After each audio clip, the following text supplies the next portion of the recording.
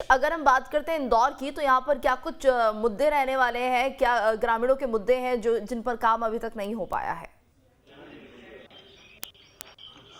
Geetu, news state Madhya Pradesh Chhattisgarh की team लगातार गांवों से ग्राउंड जीरो से रिपोर्टिंग करती रही है। हमने सबसे ज्यादा देखा है कि लोगों को जो समस्या का सामना करना पड़ रहा था इंदौर के आसपास क्षेत्रों में, पहला सड़क और दूसरा पानी।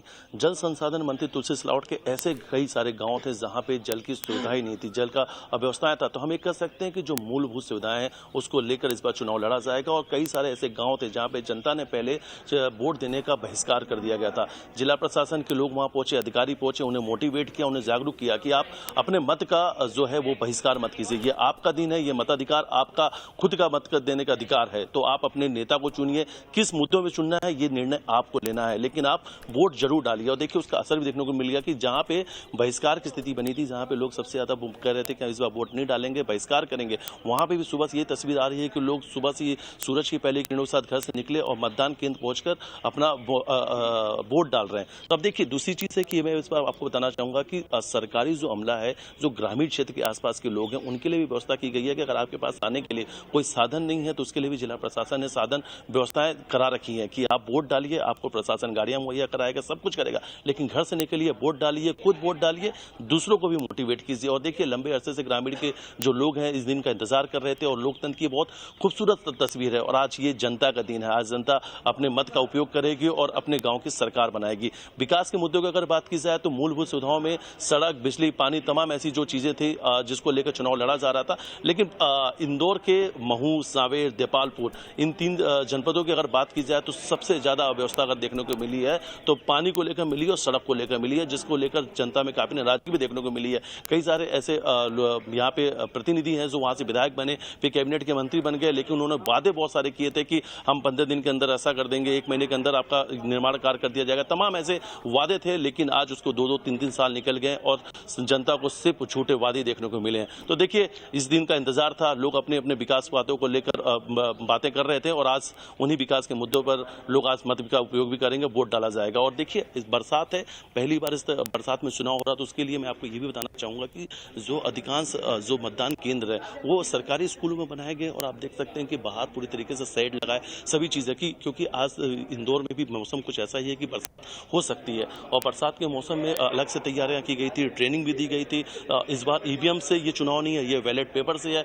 बैलेट पेपर को किस तरीके से सुरक्षित करना है, मतदान पेटी को किस तरीके से सुरक्षित करना है, तमाम चीजों को लेकर पहले से प्रशासन ने 20 दिनों तक का यहाँ पे ट्रेनिंग पीरियड चलाया था। कई ऐसे लोग हैं जो पहली बार यहाँ वोटिंग में ड्यूटी कर रहे हैं, तो उन्हें भी ट्रेंड किया गया था। तो देखिए तमाम चीजें हैं, व्यवस्थाएं पूरी की गई थी। अब ये हम कह सकते हैं कि चुनाव की जो प्रक्रिया है वो शुरू हो चुकी है और उत्साह भी देखने को मिल रहा है। लोग आप आज इन दिन का इंतजार कर रहे थे और सुबह से ही लोग अब मतदान केंद्र में दिख रहे हैं। और तो हम ये कह सकते हैं कि इस बार जो वोटिंग है वो वोटिंग प्रतिशत कहीं ना कहीं जरूर बढ़ेगा, क्योंकि लंबे समय से लोगों को इसका इंतजार था और जो मूलभूत सुविधाएं उन्हें नहीं मिलती हुई थी, तो मूलभूत सुविधाओं को लेकर आज वो वोट डालेंगे, अपने मत का प्रयोग करेंगे। और देखिए ये आने वाला समय जो है तो 1 से 1.5 घंटे तक ऐसे ही बहुत ज्यादा भीड़ यहाँ देखने को मिलेगी, क्योंकि सुबह का वक्त है, लोग जल्दी से वोट डाल के अपने काम पे निकलना चाहते हैं। बरसात भी होने की भी संभावना है, तो लोग जल्द से जल्द अपने घर से निकल के वोट डालेंगे। और अच्छी बात भी है, देखिए जितने लोग अपने घरों से निकलेंगे, सुबह पहुंच के वोट डालेंगे, उन्हें देख के दूसरे लोग भी मोटिवेट होंगे और जो वोटिंग प्रतिशत है कहीं ना कहीं से बढ़ना चाहिए। हर एक लोगों को, हर एक जनता को, हर एक आदमी को अपना वोट जरूर डालना चाहिए। बिल्कुल। दुर्गेश, जबलपुर की अगर हम बात करते हैं तो यहाँ पर फिलहाल किस तरह का मौसम बना हुआ है, क्योंकि लगातार ये अलर्ट्स दिए जा रहे थे मौसम विभाग की तरफ से कि बारिश हो सकती है, और उसके लिए क्या कुछ तैयारियां?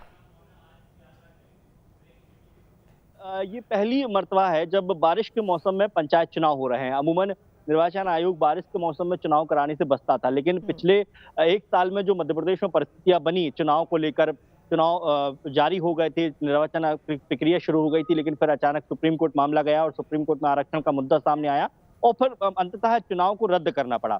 अब जब फिर से प्रक्रिया शुरू हुई है तो ये अंदेशा लगाया जा रहा था कि अमूमन पंचायत चुनाव और टाल दिए जाए, क्योंकि इस मौसम में चुनाव संभव नहीं होते, क्योंकि ये ग्रामीण क्षेत्रों का चुनाव होता है और ग्रामीण क्षेत्रों में हमने देखा है कि आज भी मूलभूत सुविधाओं के लिए लोग तरसते हैं। हालांकि जो शहर से लगे ग्रामीण क्षेत्र है वहां तो परेशानी नहीं होती, लेकिन बहुत जो इंटीरियर वाले क्षेत्र होते हैं, जो आदिवासी बहुल है या बहुत अंदर जो मतदान केंद्र होते हैं, वहां पर जरूर परेशानियां होती है, मतदान कर्मियों को भी होती है और मतदाताओं की भी होती है।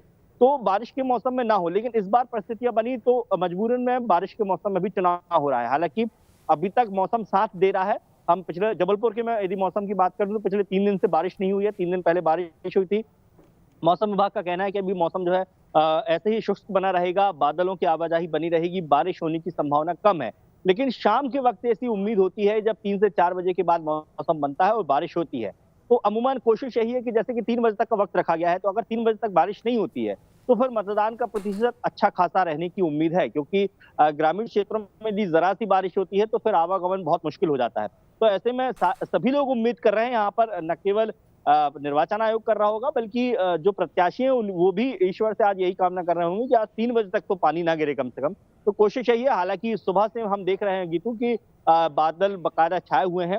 मौसम में हल्की सी उमस है, यहाँ पर बहुत तेज गर्मी नहीं है, उमस है, ठंडी हवाएं चल रही हैं। तो अभी उम्मीद है कि बारिश ना हो, लेकिन शाम तक यदि होती है तो इसका अनुमान भी मौसम विभाग ने लगाया है। तो कुल मिलाकर अब उम्मीद यही है कि 3 बजे तक तो कम से कम बारिश ना हो। 3 बजे तक ज्यादा से ज्यादा जो मतदाता हैं, जो वोटर हैं, वो मतदान केंद्रों पर पहुंच जाएं, क्योंकि अगर 3 बजे तक 3 बजे से वोटिंग बंद हो जाएगी, लेकिन उसके पहले जितने भी मतदाता मतदान केंद्रों पर पहुंचेंगे उन्हें अपने मताधिकार का इस्तेमाल करने का पूरा अधिकार होगा। तो इस लिहाज से निर्वाचन आयोग की भी यही कोशिश है कि आज अच्छा मौसम बना रहे, मौसम भी उनका साथ दे।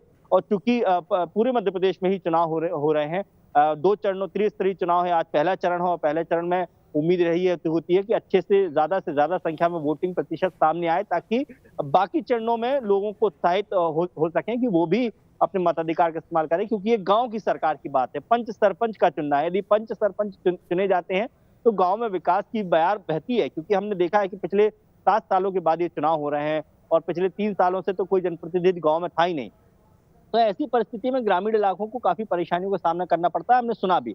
हम कोशिश करते हैं यहाँ पर और लोगों से बात करने की गीतू, क्योंकि हम गांव की सरकार की बात कर रहे हैं और इस गांव की सरकार में किस तरीके से लोग उम्मीद लगाए बैठे हैं अपने जनप्रतिनिधियों से, अपने नेताओं से कि वो क्या चाहते हैं और वो किस तरीके से उम्मीद रखते हैं। महिलाएं हैं, आप वोट इंतजार था वोट डालने का? हाँ।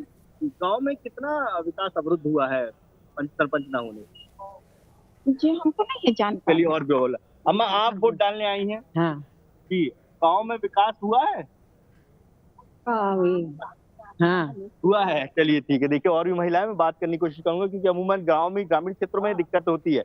आप बताइए अम्मा, किस तरीके से देखते हैं गांव में आप, विकास हुआ है, अवरुद्ध हुआ है? हुआ है।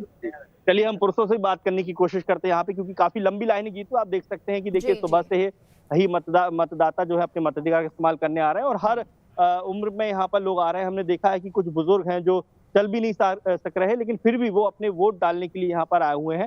तो कुछ लोग हैं, मैं इनसे यहाँ पे बातचीत करने की कोशिश करूंगा। आप बताइए भाई साहब, कितना गाँव में विकास जो है अवरुद्ध हुआ है जनप्रतिनिधि? 7 साल में तो हुआ नहीं, बिल्कुल नहीं हुआ। अब देखो इस ग्राम पंचायत जो चुनाव चल रहा है इसमें हो सकता है विकास हो। क्या क्या कमी देखते हैं आप? अरे कमी तो फिर गिनती लगा तो पूरा दिन निकल जाएगा। क्या क्या मुख्य परेशानियां क्या है? परेशानियां तो बहुत हैं, मुख्य क्या बताएं। बिल्कुल सही बात है। अब उम्मीद है कि नई सरकार बनेगी तो कुछ काम होगा, हो सकता। बिल्कुल, क्योंकि देखिए ग्रामीण क्षेत्र है और तमाम लोगों को बस यही उम्मीद है कि किस तरीके से नई सरकार जो बने, जो नए पंच सरपंच बने, वो उनकी इस परेशानी को समझें, साझा करें और ग्रामीण क्षेत्रों में कम से कम विकास करें। क्योंकि गीतू देखिए, हमने इसके पहले जब चर्चा चौराहे के जरिए लोगों से उनकी परेशानी को जानने की कोशिश करी थी, तो गीतू सबका यही कहना था कि देखिए बिल्कुल, और लगातार लोग परेशान थे पिछले काफी समय से, जो कि हम देख रहे हैं और सुन पा रहे हैं। और कहीं ना कहीं अब एक उम्मीद के साथ यहाँ पर वोटिंग हो रही है कि अब जो भी चुना जाएगा वो गांव का विकास करेगा, जिसके चलते आज पहले चरण की वोटिंग हो रही है और शाम तक नतीजे भी आ जाएंगे। तो 7 से 3 बजे तक वोटिंग और उसके बाद नतीजे भी आज ही आने। बहुत बहुत शुक्रिया आप दोनों का इस पूरी जानकारी के लिए।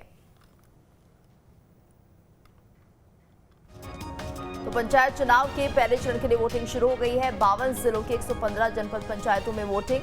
8,702 ग्राम पंचायतों के लिए आज वोट डाले जा रहे हैं। 52 जिलों में 27,049 मतदान केंद्र।